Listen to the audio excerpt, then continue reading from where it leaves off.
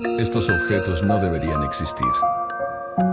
La computadora Apple, uno original, Estados Unidos, siglo XX.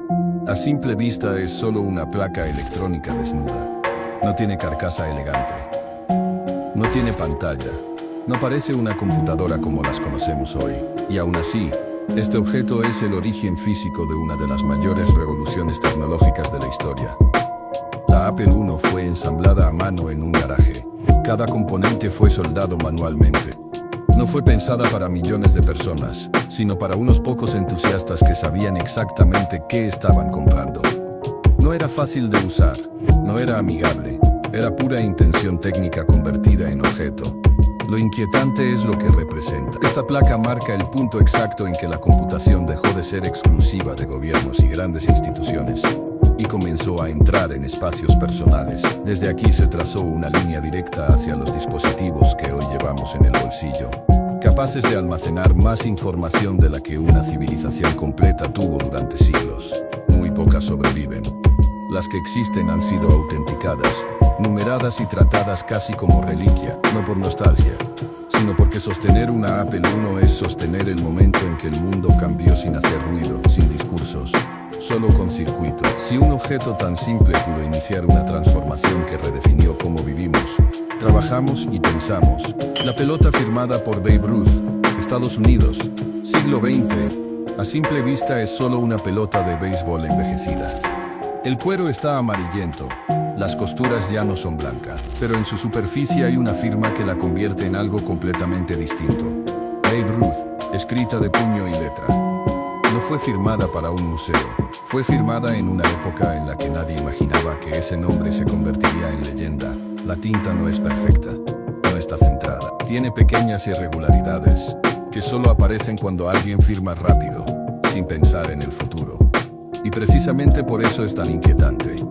Babe Ruth no solo fue un jugador, fue un fenómeno cultural que cambió el deporte para siempre. Tener una pelota como esta no es poseer un recuerdo bonito. Es tener en las manos un objeto que estuvo presente mientras se escribía una parte fundamental de la historia del entretenimiento moderno.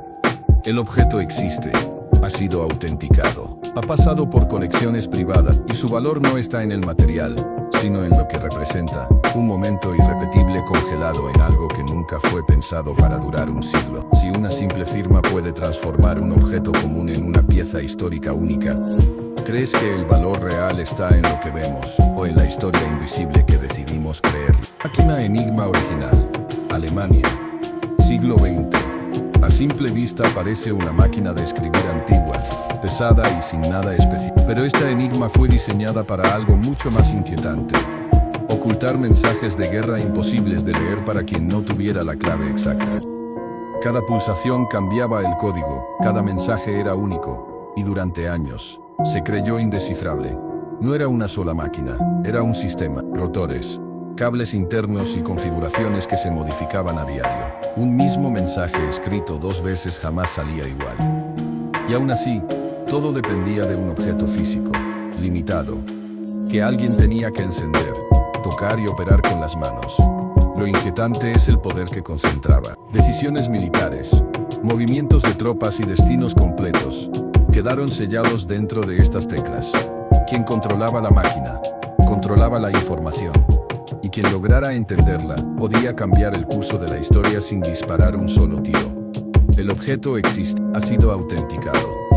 Se conserva en colecciones privadas y museos.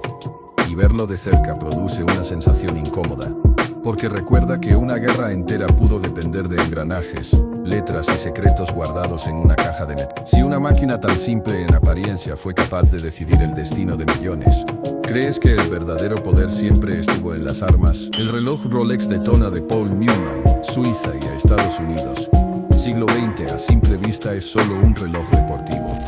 Acero, números, cronógrafo. Pero este Rolex Daytona perteneció a Paul Newman, y desde que se conoció su historia, dejó de ser un objeto común para convertirse en una anomalía cultural. No fue comprado como símbolo de lujo, fue un regalo personal, usado a diario, con marcas reales de desgaste. En la parte trasera llevaba una inscripción sencilla, íntima, que no estaba pensada para exhibirse, El reloj acompañó rodajes, carreras de autos y momentos privados, absorbiendo una vida completa sin proponerse. Lo inquietante es cómo un objeto funcional terminó cargando con una identidad tan fuerte que superó al propio material. El mismo modelo, sin esa historia, vale una fracción. Con ella, se transformó en uno de los relojes más valiosos jamás conocidos. No por lo que es, sino por quién fue mientras existía. El reloj existe, ha sido autenticado, fue subastado públicamente, y su valor no reside en el tiempo que marca, sino en el tiempo que vivió. Es una prueba incómoda de que los objetos pueden trascender su función y convertirse en testigos silenciosos de una época irrepetible. Si un reloj puede pasar de instrumento cotidiano a reliquia cultural solo por haber acompañado una vida específica.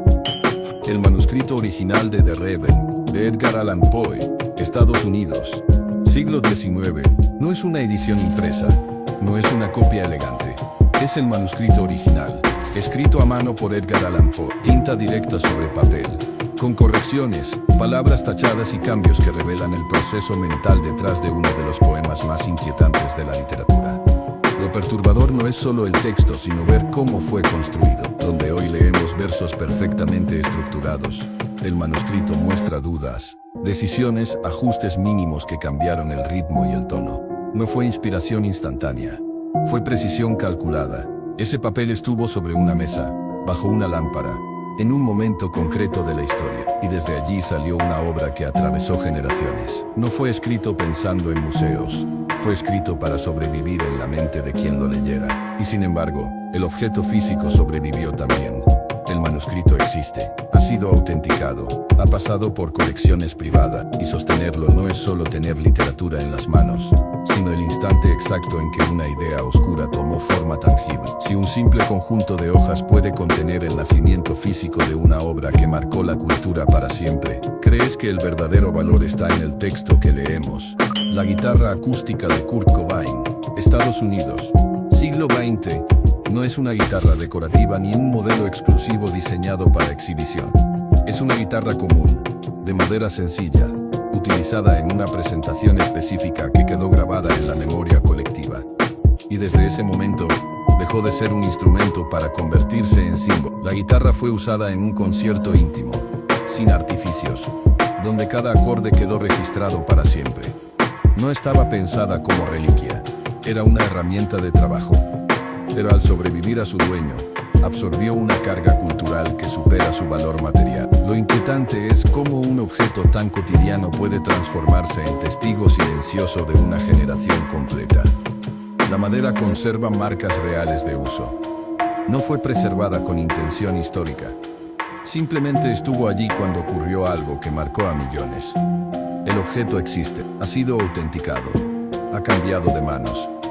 Y su valor no está en las cuerdas ni en el sonido actual, sino en el instante irrepetible que ayudó a crear. Si un instrumento puede pasar de ser herramienta a símbolo generacional solo por el momento en que fue tocado. La máquina de cifrado japonesa Purple, Japón, siglo XX. La máquina Purple fue el sistema de cifrado diplomático más avanzado de Japón antes y durante la Segunda Guerra Mundial. No era grande ni imponente, cabía en una mesa. Pero dentro de su estructura había un sistema electromecánico tan complejo que los mensajes que producía parecían imposibles de descifrar. Cada tecla alteraba múltiples circuitos internos.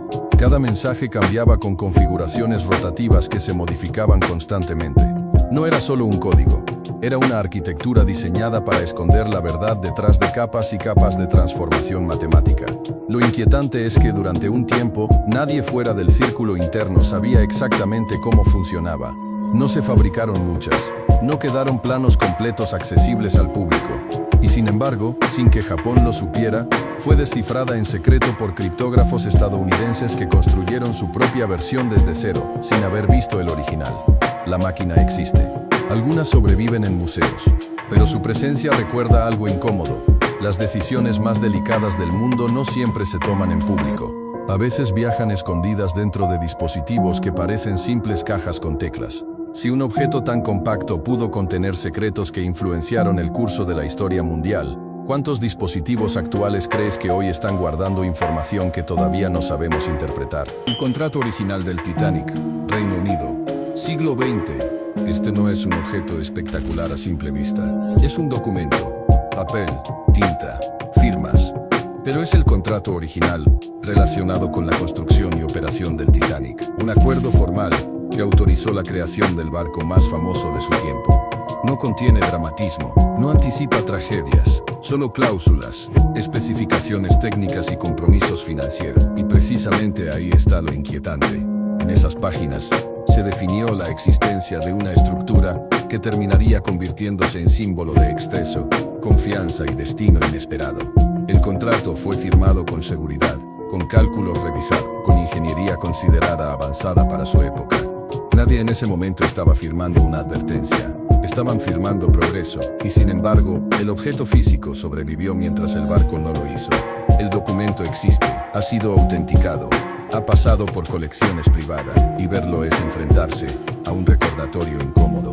Grandes acontecimientos históricos muchas veces comienzan con algo aparentemente ordinario, como una firma sobre papel. Si decisiones que cambian el rumbo de miles de vidas pueden empezar con un simple contrato, ¿cuántos documentos firmados hoy crees que ya están marcando eventos que aún no imaginamos?